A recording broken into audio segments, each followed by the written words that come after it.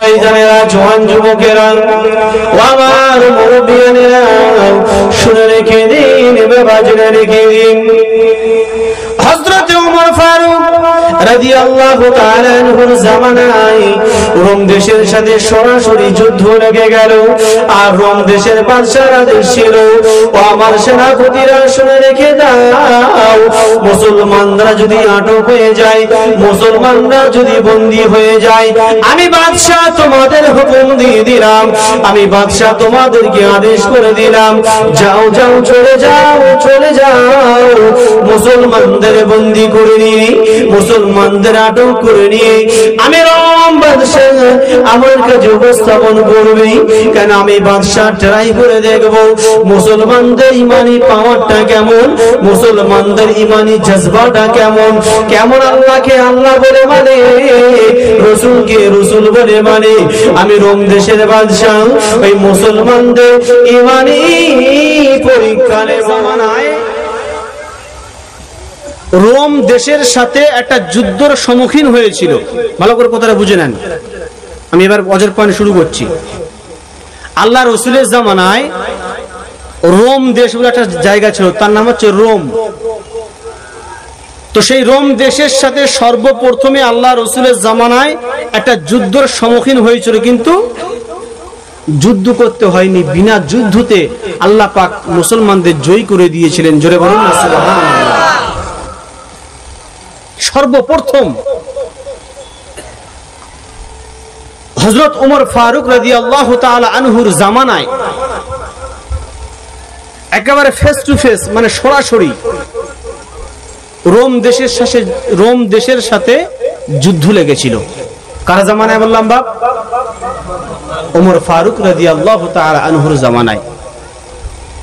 আর Rome দেশের বাদশার একটা আদেশ ছিল যে যদি কোনো মুসলমান বন্দী হয়ে যায়, ওদেরকে আটক করে আমার কাছে নিয়ে আসবে, কেন আমি ওদেরকে ইমানি পরীক্ষা নেব। জোরে বলবেন না সুবহানাল্লাহ। ও ভাইজানেরা, জওয়ান যুবকেরা, ও আমার মুরব্বিয়ানেরা, শুনে রেখে দিন, বাবা জেনে রেখে দিন।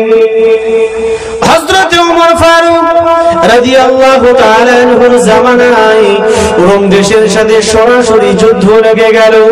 আর রোম দেশের বাদশার আদেশ ছিল, ও আমার সেনাপতিরা শুনে রেখে দাও, মুসলমানরা যদি আটক হয়ে যায়, মুসলমানরা যদি বন্দী হয়ে যায়, আমি বাদশা তোমাদের হুকুম দিয়ে দিলাম, আমি বাদশা তোমাদেরকে আদেশ করে দিলাম, যাও যাও, চলে যাও, চলে যাও, মুসলমানদের বন্দী করে নিয়ে, মুসলমানদের আটক করে নিয়ে আমি রোম বাদশা আমার কাছে উপস্থাপন করবে।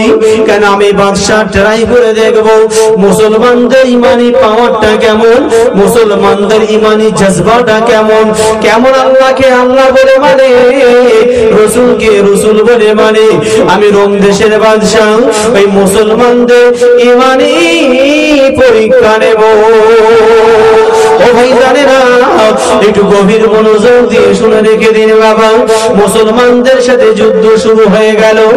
মুসলমানেরা কিছু সংখ্যক মুসলমান রোম দেশের কাছে তারা আটক হয়ে গেল। আমার ভাইজানেরা তাদেরকে বন্দী করে নিয়ে রোম দেশের সম্রাটের কাছে চলে গেলেন। ও বাদশা রোম, শোনো শোনো শোনো শোনো, তোমার আদেশ অনুযায়ী, তোমার কথা অনুযায়ী মুসলমানদের আটক করে নিয়ে এলাম। বাদশা রোম খুশি হয়ে গেল। কেন? মুসলমানদের ইমানি পরীক্ষা নেবে, মুসলমানদের ইমানি জজবাটা কেমন দেখবে। এক আল্লাহকে আল্লাহ বলে মানে, রসুলকে রসুল বলে মানে। ওরা কেমন আল্লাহকে আল্লাহ বলে মানে, ওরা কেমন রসুলকে রসুল বলে মানে। আমি বাদশা মুসলমানদের পরীক্ষা করে দেখব। ও ভাইজানেরা, আল্লাহ পাক ডাক দিয়ে বলেন, ও দুনিয়ার মানুষেরা শোনো, আমি আল্লাহ কোরআনে বলে দিয়েছি, ওয়ালা নাবলুওয়ান্নাকুম বিশাইইম মিনাল খাউফ। ও দুনিয়ার মানুষেরা, তোমরা ঘাবড়ে যেও না। তোমরা যদি খাঁটি মুসলমান বলে দাবি করো, তোমরা যদি ইমানদার বলে দাবি করো, ওই রকম বাতাস দেওয়া হবে, ঝড় আসবে, তুফান আসবে, আমি আল্লাহ হয়ে দেখাবো। তবে তোমরা যদি পরীক্ষায় পাশ করে যাও, আমি আল্লাহ তোমার জন্য জান্নাত তৈরি করে রেখেছি। বাদশাহর পরীক্ষা শুরু করে দিল। ও ভাই জানেরা, একটা কথা গভীর মনোযোগ দিয়ে শুনে নেন। বলেন, আজকে যতগুলো মানুষ এখানে বসে আছেন, বুঝতে অসুবিধা হচ্ছে? আমি একটু বলতে বলতে স্পিড হয়ে যায়, কিন্তু অসুবিধা বলবেন। ধরেন এতগুলো মানুষ এখানে বসে আছেন, ধরেন আপনাদের এই গ্রামটা, আচ্ছা গ্রামে একজন বাদশাহ আছে তো, কথা বলুন সকলে। তা আজকে আপনাদের আওয়াজ বার হচ্ছে না কেন? মাথায় আসছে না তোমার? জোরে বলুন না বাপ। আমি একাই চিল্লে যাবো, আপনারা চুপচাপ থাকবেন, হবে না বাপ। বলেন, আপনাদের এই টোটাল গ্রামটায় বাদশাহ একজন আছে তো? বাদশার নাম কি বলেন? আবার এই পঞ্চায়েতে এই বাদশার কাছে টেক খাবে না। সেই বাদশার নাম হলো ইমাম। জোরে বলুন, আর একটু জোরে হবে না? আচ্ছা, এই মহল্লাটাকে ক্যাপচার করতে গেলে দেখবেন সর্বপ্রথমে আগে ইমামকে হাত করতে হবে। কেন? জুম্মার দিনে ইমাম সাহেব ভাষণ দেবে, জুম্মার দিনে মুসল্লিরা ইমামের মুখের দিকে তাকিয়ে থাকবে। জুম্মার দিনে ইমাম সাহেবের মুখের দিকে তাকিয়ে থাকবে কেন? না, আমার ইমাম, আমার নেতা, আমার বাদশাহ যেটা বলবে সেটা আমি সদরে গ্রহণ করব, ঠিক না বেটি? আবাই আমাদের একজন নেতা আছে না? আছে না? জোরে বলুন না কেন? আরেকটু জোরে বলুন। তো দেখবেন ইমাম সাহেবকে আগে ক্যাপচার করতে চায়। কেন? দেখবেন মহল্লাবাসীরা ইমামের কথাটাই আগে নেবে, আর ইমাম সাহেব ওই মেম্বারে দাঁড়িয়ে যে কথাটা বলবে কখনো না হাক কথা বলবে না, ঠিক না বেটি? ও ভাই জানেরা, একটু গভীর মনোযোগ দিয়ে শুনে রেখে দিন বাবা। বাদশা আরম চিন্তা করলাম, এই মুসলমানের দলটা যদি এনাদেরকে ক্যাপচার করতে হয়, যদি এনাদেরকে আমার আয়ত্ত আনতে হয়, তাহলে সর্বপ্রথম আমার টার্গেট থাকবে একটা, আর টার্গেট হলো কি, যেই দলের মধ্যে হেড কে আছে আমাকে খুঁজে খুঁজে বার করতে হবে, ঠিক না বেটি? এরা বাদশা জানে যাকে হেড অফ দ্য ডিপার্টমেন্ট যে আছে ওকে যদি ক্যাপচার করি তাহলে আমি সমস্ত মুসলমানটাকে আমার অন্তর্ভুক্ত করে নিতে পারবো, ঠিক না বেটি? ও ভাই জানেরা, ও জওয়ানেরা, যুবকেরা, ও আমার মুরব্বিয়ানেরা, ভুল আমাকে বুঝবেন না বাপ। বাদশা আরম চিন্তা করলো, মুসলমানদের যদি এক করে বোঝাতে যাই হবে না, হবে না। তাহলে চিন্তা করলো কি, মুসলমানদের কমান্ডার কে আছে, মুসলমানদের বাদশা কে আছে, এই দলটার মধ্যে বাদশা কে আছে, ওই বাদশাকে আমি ক্যাপচার করব, ওই বাদশাটাকে আমি আগুত করে নেব। এই না মনে করে বাদশা আওয়াজ দিতে লাগলো, ও মুসলমানদের দল শুনে রেখে দাও, বলো বলো বলো তোমাদের দলের মধ্যে হেড কে আছে? ও ভাই জানেরা, একটু গভীর মনোযোগ দিয়ে শুনে রেখে দিন বাবা। আল্লাহ রাসূলের এক প্রাণ প্রিয় সাহাবী, বুক ভরা সাহস নিয়ে, বুক ভরা ভালোবাসা নিয়ে আল্লাহ রাসূলের প্রাণ প্রিয় সাহাবী এত সাহসী ছিলেন, যার নাম হলো আব্দুল্লাহ ইবনে হুযায়ফা রাদিয়াল্লাহু তাআলা আনহু। কমকে দাঁড়িয়ে বললেন বাদশাহ, শোনো শোনো, আমি হলাম এই মুসলমানদের হেড অফ দ্য ডিপার্টমেন্ট। আচ্ছা বলেন তো, যদি আমাদের নামে কারো পঞ্চায়েতে বিচার দেয়, যদি আমাদের নামে পঞ্চায়েতে যদি আমাদের নামে বিচার দেয়, আচ্ছা সেখানে কি আপনি বুক ফুলিয়ে কথা বলতে পারবেন? জোরে বলুন না বাবা, পারবেন না। বাদশার দরবারে যখন মুসলমানদের হাজির করা হলো এবং বাদশাহ যখন জিজ্ঞাসা করছে, বলো তোমাদের মধ্যে হেড কে আছে, ভাই বুকটা তদ্দুর হবে কিনা, কথা বলো, জোরে বলুন না। ও ভাই জানেরা, ও আমার জওয়ানেরা, ও আমার মুরব্বিয়ানেরা, একটু গভীর মনোযোগ দিয়ে শুনে দিন। আল্লাহ পাক আল্লাহ তাআলা বলে, আমার বান্দা যদি আমাকে আল্লাহ বলে মেনে নেয়, আমার রাসূলকে রাসূল বলে মেনে নেয়, কোরআনটাকে যদি আপন করে নেয়, ওই বান্দার দুনিয়ার জমিনে কারো কাছে কোনদিন মাথা নত করবে না। যাদের হৃদয় আছে আল্লাহর ভয়, তারা তারা কবু পথ ভুলে যায় না। আল্লাহর প্রেম ছাড়া এই দুনিয়ায় কারো কাছে মাথা নত করে না। যাদের হৃদয় আছে আল্লাহর ভয় তারা কবু পথ ভুলে যায় না। আল্লাহর প্রেম ছাড়া এই দুনিয়ায় কারো কাছে কোনো কিছুই চায় না। রাতের আধারে যখন সেজদাতে রয়, দু চোখের অশ্রুতে নদী যেন বয়। ছলনার হাত চানি যতই আসুক, ছলনার হাত চানি যতই আসুক, পিছনে ফিরেও সে তাকায় না। জোরে হবে না? আর একটু জোরে হবে না? যাদের হৃদয় আছে আল্লাহর ভয় তারা কবু পথ ভুলে যায় না। আল্লাহর প্রেম ছাড়া এই দুনিয়ায় কারো কাছে কোনো কিছুই চাই না। ও ভাই জানেরা, একটু গভীর মনোযোগ দিয়ে শুনে রেখে দিন বাবা। বাদশাহ যখন চিৎকার দিয়ে বলল, ও মুসলমানদের দল শোনো শোনো, তোমাদের মধ্যে হেড কে আছে বলো, তোমাদের মধ্যে হেড কে কমান্ডার কে আছে বলো।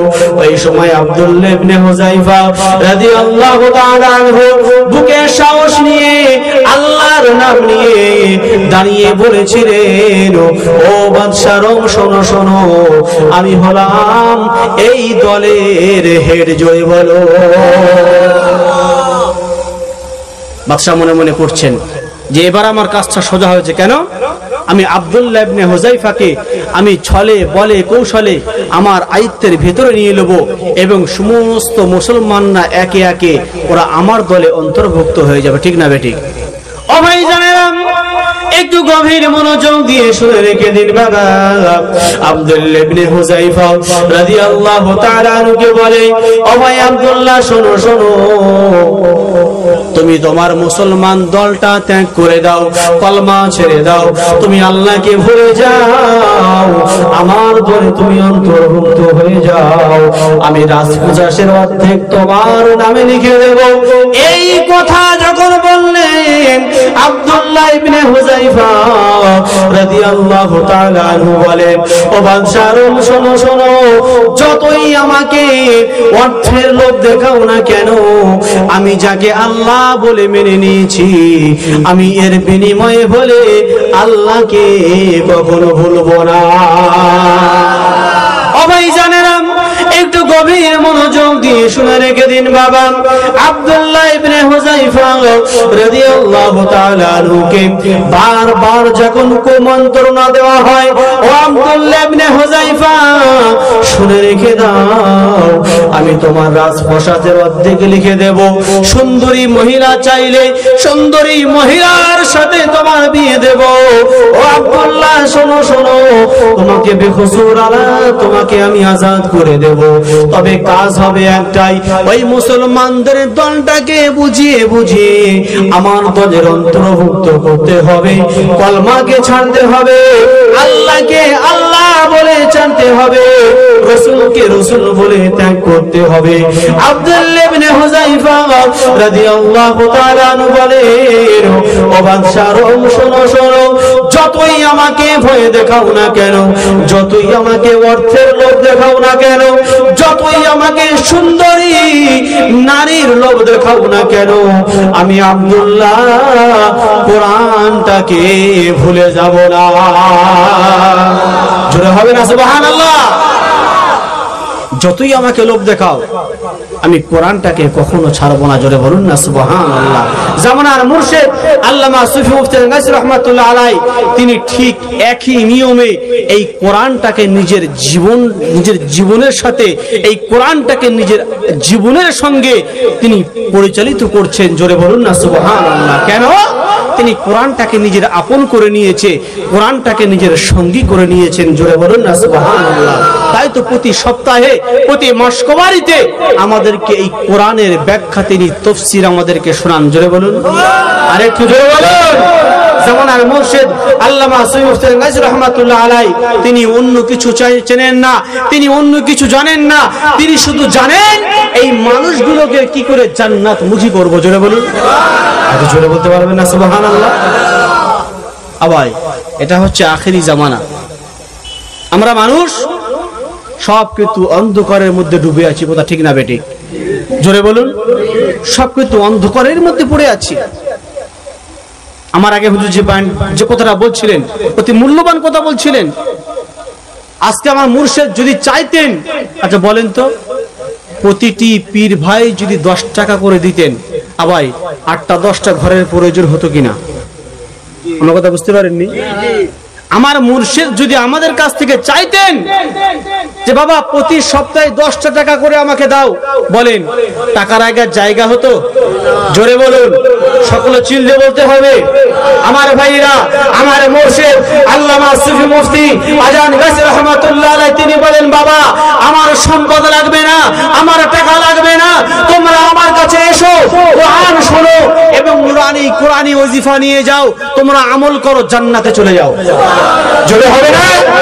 আরে জোরে বলুন।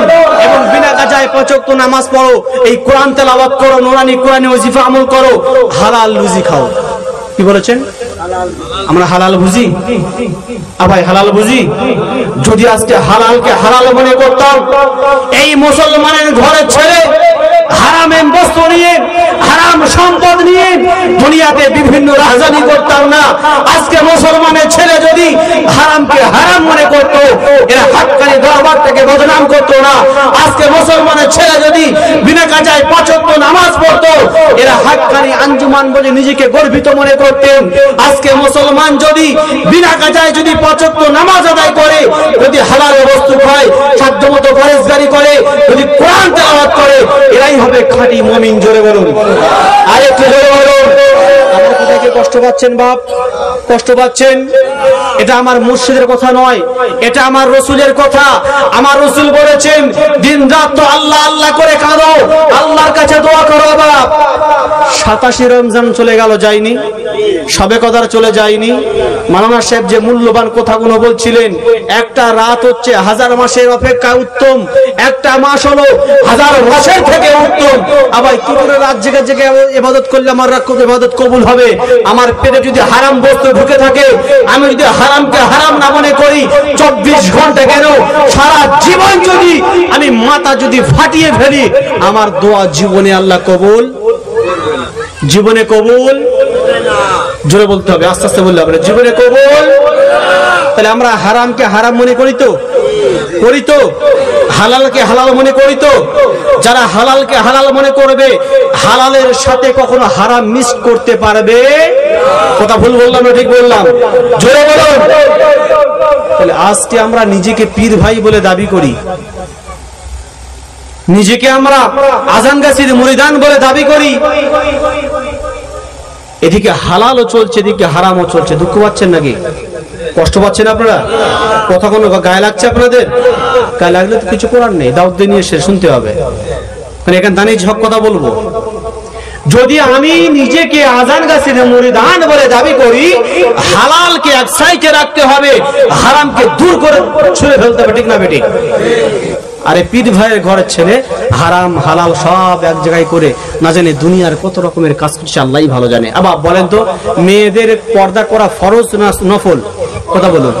হ্যাঁ, আচ্ছা আমি যদি ইচ্ছাকৃত করে, আমি কাউর মানে দুঃখ দেওয়ার জন্য বলছি না, কাউকে কষ্ট দেওয়ার জন্য বলছি না, শুধুমাত্র আপনাকে গুনাহের কাছ থেকে বাঁচানোর জন্য বলছি।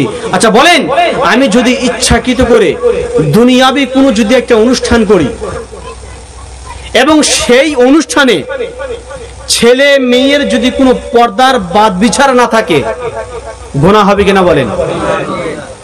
ছেলে মেয়ে যত ওখানে বেপর্দায় ঘোরাফেরা করবে, যত গুনার কাজ করবে, আমি যে কর্তৃপক্ষ নিয়ে যে অনুষ্ঠানটা বানিয়েছি, যে কাজটা করেছি, দুনিয়ায় যে একটা কাজ করেছি, সমস্ত গুনাহ কিন্তু আমার ঘাড়েই আসবে। কথা ঠিক বললাম না ভুল বললাম? কেন? আমি যদি এই কাজটা না করতাম তাহলে এখানে মানুষ জড়ো হতো না। ঠিক বললাম না ভুল? কথা বলছেন না বাবা? তার কষ্ট হচ্ছে কি? আমি কিন্তু কষ্ট দেওয়ার জন্য বলছি না। আপনাদের এখানে তো মাশাআল্লাহ আলহামদুলিল্লাহ খুব সুন্দর সিস্টেম। আমাদের 24 পরগনার দিকে যান, অবস্থা খুবই খারাপ। কোথায় পর্দা, কোথায় জর্দা, কোথায় খয়েরালি আর কোথায় পান, সব এক জায়গায় ডোলা বসা হচ্ছে। সেজন্য করে বলি, নিজেকে যদি পীর ভাই বলে দাবি করেন, নিজেকে যদি আজান গাছি মুরিদান বলে দাবি করেন, তাহলে আপনাকে সর্বপ্রথমে কাজ হবে হারামকে হারাম মনে করা, হালালকে হালাল মনে করা। কথা ঠিক না বেটি? আপনি দিকে হালালও খাবেন, এদিকে হারামও খাবেন, আর দিন রাত মাথা ঠকবেন। আল্লাহ বলছে, তুই কিয়ামতের আগ পর্যন্ত মাথা ঠক না কেন, আমি তোর ইবাদত জীবনে কবুল করব না। জোরে বলুন, করব না। আমি যতক্ষণ না হালাল খাদ্য খেয়ে ইবাদত করতে পারছি, ততক্ষণ আল্লাহ আমার ইবাদত কখনো গ্রহণ করবে না, করবে না, করবে না। আমার ভাই জানেন, যে কথা বোঝাতে চাইছিলাম একটু গভীর মনোযোগ দিয়ে শুনে রেখে দিন বাবা। আব্দুল্লাহ ইবনে হুযায়ফা রাদিয়াল্লাহু তাআলা আনহু ডাক দিয়ে বলেন, বাদশাহ শোনো শোনো শোনো, আমি আমার মর্যাদাটাকে বাড়াবার জন্য নয়, আমার নামটাকে উচ্চ পর্যায়ে নিয়ে যাওয়ার জন্য নয়, আমি আব্দুল্লাহ ইবনে হুযায়ফা এই কোরআনের বাণীটাকে, এই কোরআনের আইনটাকে দুনিয়ার জমিনে কায়েম রাখার জন্য আমার জীবনটা যদি দিতে হয়, আমি আব্দুল্লাহ ইবনে হুযায়ফা আমার জীবনটা দিয়ে দেব। ও ভাই জানেন, আল্লাহর ওলিদের দিকে তাকিয়ে দেখুন, এই কোরআনের জন্য আর সম্পদ ছেড়েছে। কথা ভুল বললাম? আমার ওয়াজ কেউ শোনে না এখানে, শুনছেন? সাড়া পাচ্ছি কই? সাড়া পাচ্ছি কই? ও ভাই জানেন, একটু গভীর মনোযোগ দিয়ে শুনে রেখে দিন। আব্দুল্লাহ ইবনে হুযায়ফা বলে, আমার জীবন দিতে রাজি, আমার রক্ত দিতে রাজি, এরপরে হলেও আমি আব্দুল্লাহ কোরআনটাকে অপমানিত করব না। আর একটু জোরে বলুন সুবহানাল্লাহ।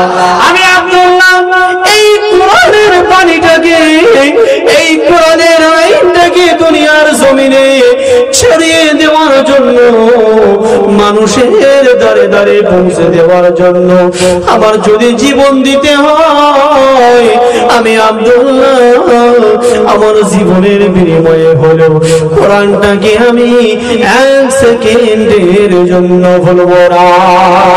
ও ভাই জানেরা, আল্লাহর ওলি কাকে বলে দেখুন, আল্লাহর বন্ধু কাকে বলে দেখুন, আল্লাহর আউলিয়া বান্দা কাকে বলে দেখুন।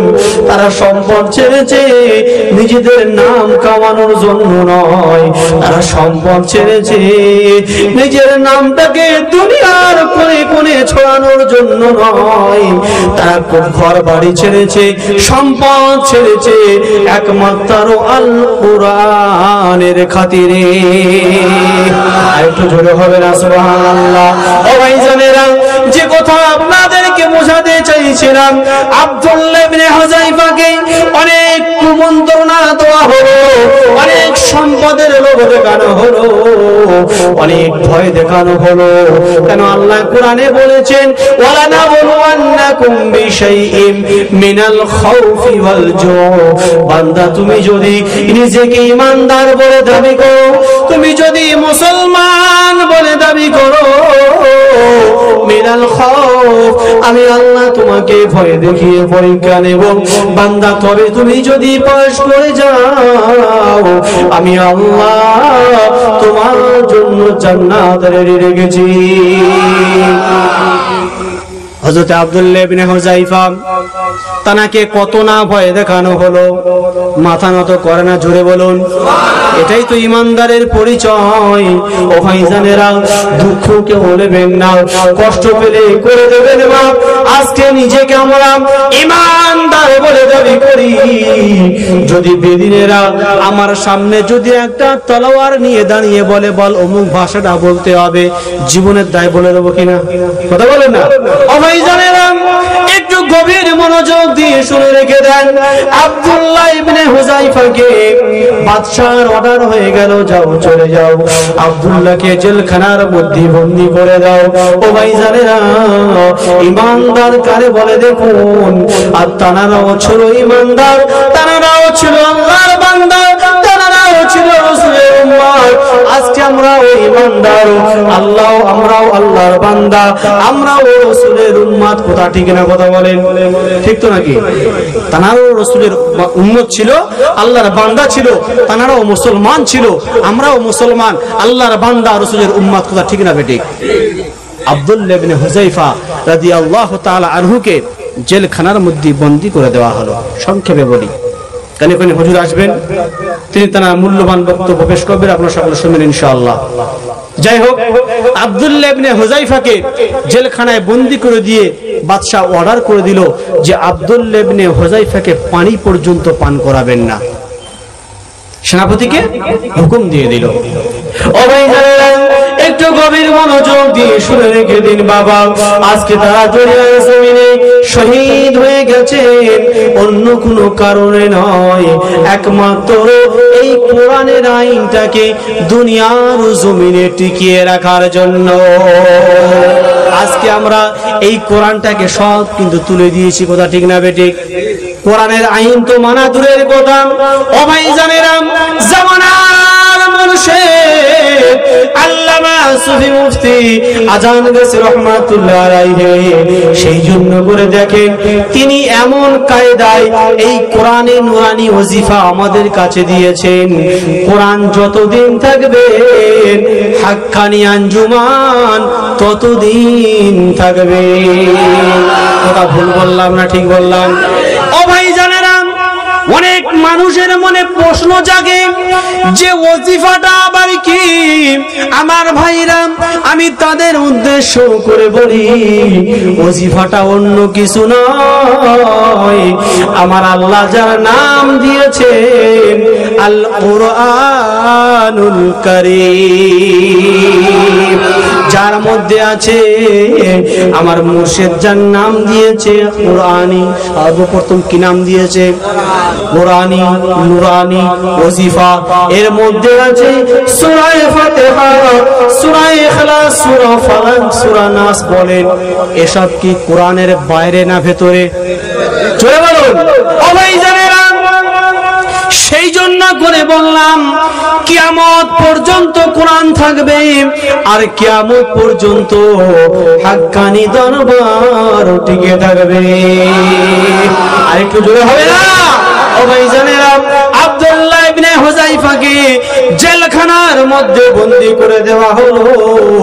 আব্দুল্লাহ ইবনে হুযায়ফাকে অর্ডার দিয়ে দেওয়া হলো, ও সেনাপতি শুনে রেখে দাও, আব্দুল্লাহ ইবনে হুযায়ফাকে পানি পান করাবে না, কোনো খাদ্য দেবে না।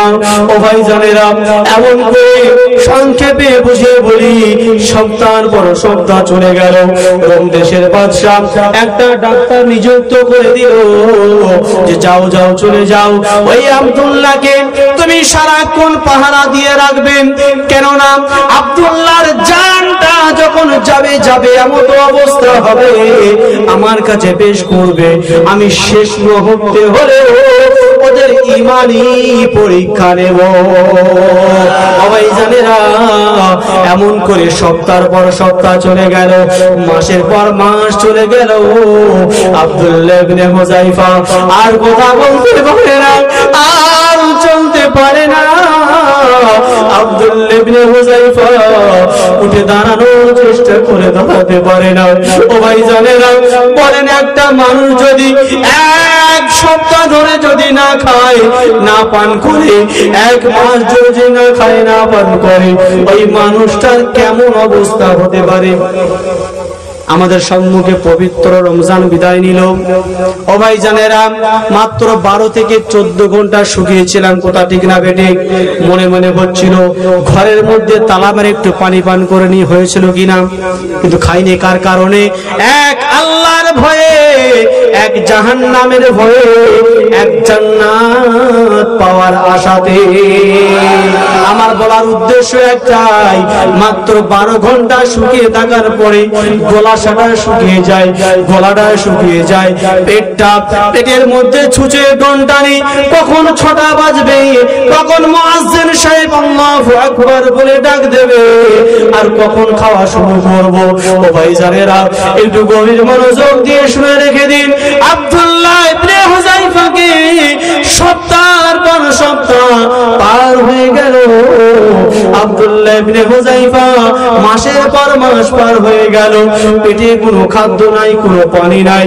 ও ভাইজানেরা, এমত অবস্থায় ডাক্তার যখন বাদশার কাছে চলে গেলেন, ও বাদশা শোনো শোনো, এই মুহূর্তে যদি আব্দুল্লাহ ইবনে হুযায়ফাকে যদি পানি না পান করানো হয়, কোনো খাদ্য যদি না খাওয়ানো হয়, আব্দুল্লাহ বোধহয় আর বেঁচে থাকবে না।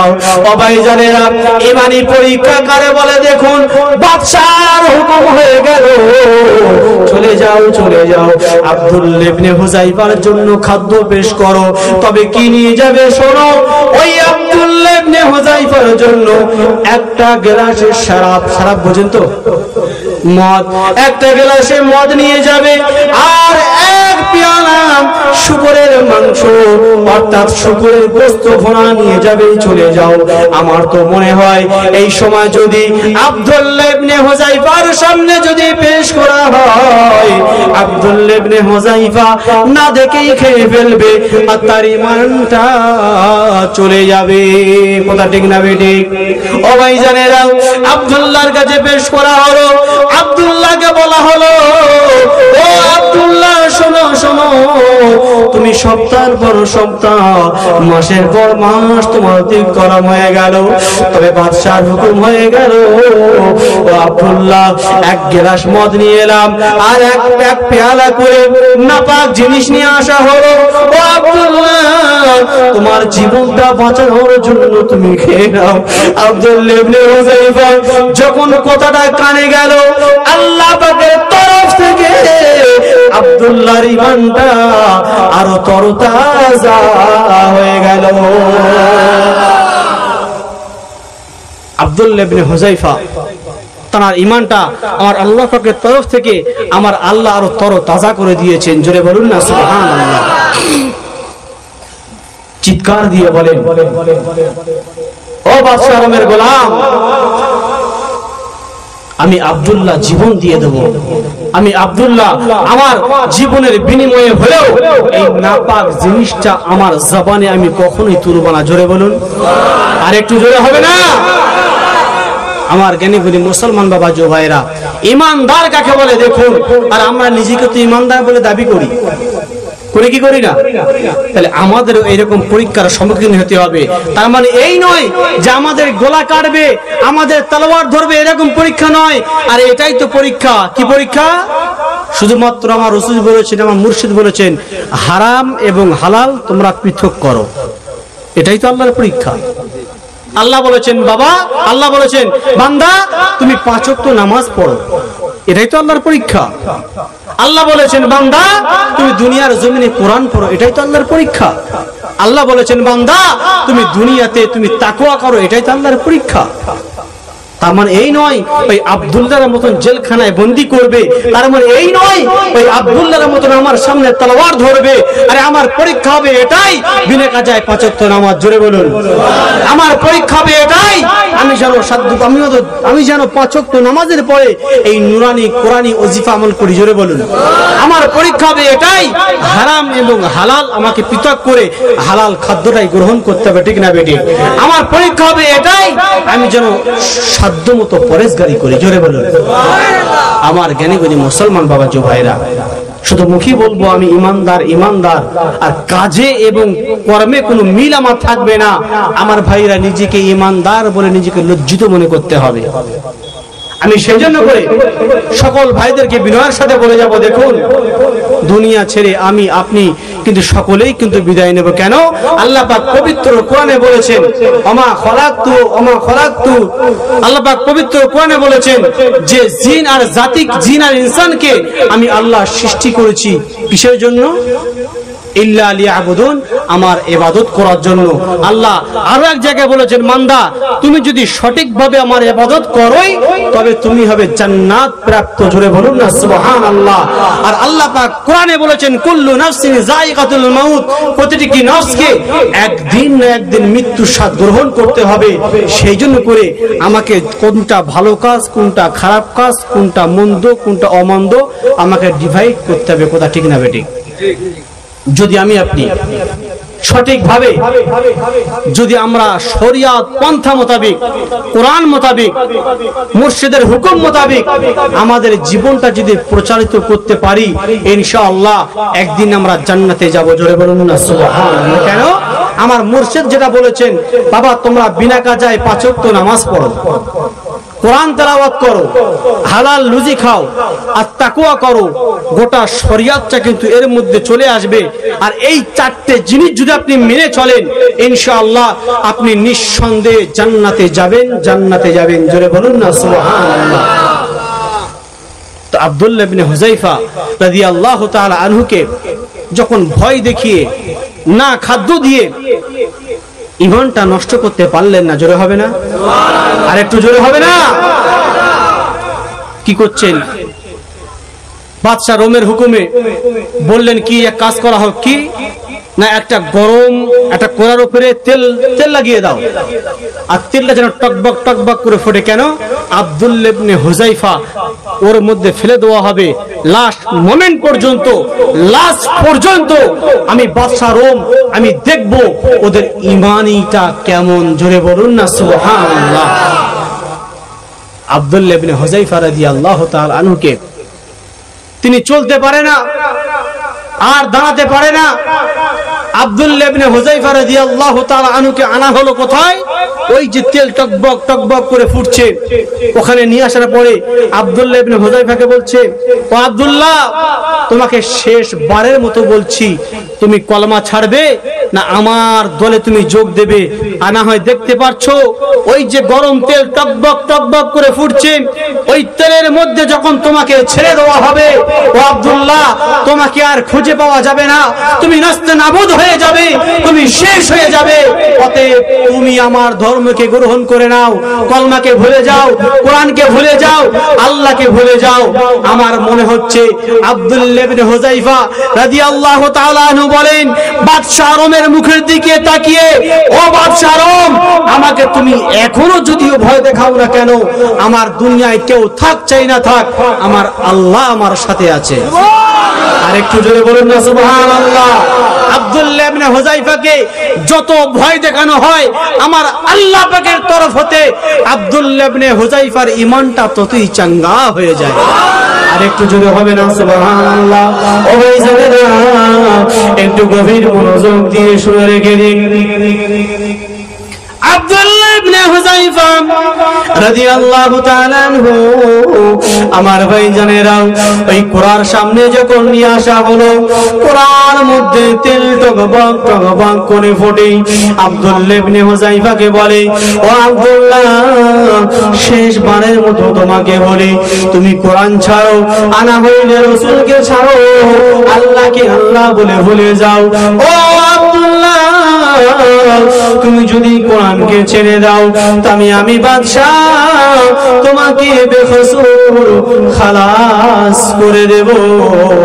আব্দুল্লাহ ইবনে হুযায়ফাকে যত ভয় দেখানো হয়, যত ডর দেখানো হয়, আমার ভাইজানেরা, আল্লাহ পাকের তরফ হতে আব্দুল্লাহ ইবনে হুযায়ফার ঈমানটা ততই আমার আল্লাহ চাঙ্গা করে দেয়। আব্দুল্লাহ ইবনে হুযায়ফা, এটা ইতিহাসে লেখা আছে, এটা ইতিহাস বয়ে গেছে। ও দুনিয়ার মানুষেরা শুনে রেখে দাও, জেনে রেখে দাও, আমি আব্দুল্লাহ দিনের পর দিন পানি পান করিনি, দিনের পর দিন কোন খাদ্য খাইনি, সপ্তাহের পর সপ্তাহ অধিক খারাপ হয়ে গেছে, বাদশা রোম জুলুম করেছে, অত্যাচার করেছে, আমি আব্দুল্লাহ বেদিনের কাছে মাথা নত করি নাই। আমি শুধুমাত্র অন্য কোন উদ্দেশ্য নয়, অন্য কোন কারণে নয়, আল্লাহর আইনকে প্রভাবিত, এই কোরআনকে দুনিয়ার জমিনে কায়েম রাখার জন্য আমি আব্দুল্লাহ অত্যাচার সহ্য করেছি, কত মান সহ্য করে গেছি, কতদিন অতিবাহিত হয়ে গেল, আমি আব্দুল্লাহ না খেয়ে দিন পার করেছি। ও ভাইজানেরা, ভালো করে শুনে রেখে দিন, জেনে রেখে দিন, আব্দুল্লাহ এটাই বোঝাতে চেয়েছিলেন, ও দুনিয়ার মানুষেরা, আমি আব্দুল্লাহ আমার নামটাকে বাড়ানোর জন্য নয়, আমার নামটাকে দুনিয়ার জমিনে ছড়ানোর জন্য নয়, শুধুমাত্র কোরআনের আইনটাকে দুনিয়ার জমিনে ফেলিয়ে দেওয়ার জন্য, দুনিয়ার আইনটাকে জারি করার জন্য আমার জীবনটা দিতে হলে আমি আব্দুল্লাহ দিয়ে দিতাম। এরপরে হলে আমি আব্দুল্লাহ ওই বেদিনের কাছে মাথা নত করতাম না।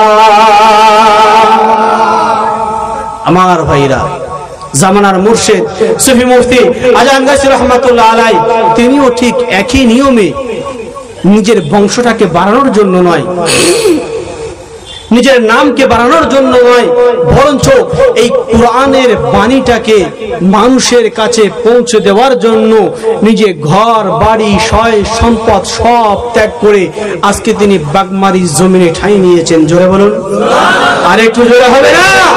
অন্য কোনো উদ্দেশ্য নয়, অন্য কোনো কারণ নয়, কারণ শুধু একটাই, তিনি এই কোরআনটাকে মানুষের কাছে পৌঁছে দেওয়ার জন্য, এই কোরআনটাকে মানুষের দ্বারে দ্বারে পৌঁছে দেওয়ার জন্য, যাতে করে মানুষ, অন্ধকার মানুষগুলো যাতে করে জান্নাতমুখী হয়, অন্ধকার মানুষগুলো যাতে করে কোরআনের ছায়াতলে আসতে পারে, এরা নিজের জীবনটাকে ধন্য করতে পারে।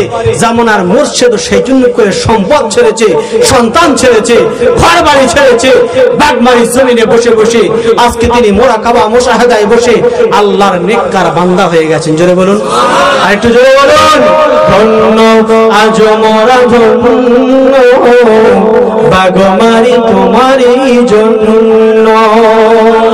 আরে জোরে হবে না?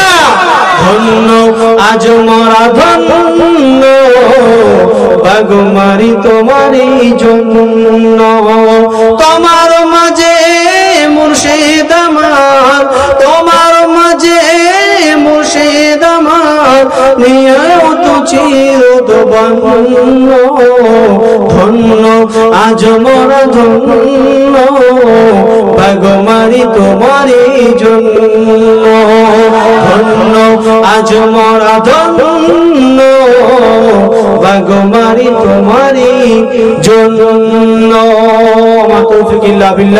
ভাষার মধ্যে বলার মধ্যে যদি কোন রকমের ভুল বিয়াদবি হয়ে যায়, খালিস আল্লাহর রাস্তায় ক্ষমা করবেন, এবং যা কিছু বললাম শুনলাম আল্লাহ পাক যেন আমাদের সকলকেই শোনার চাইতে বেশি বেশি করে আমল করার তৌফিক দান করেন। সকলে বলি আল্লাহুম্মা আমিন। ওয়া আখিরু দাওয়ানা আলহামদুলিল্লাহি রাব্বিল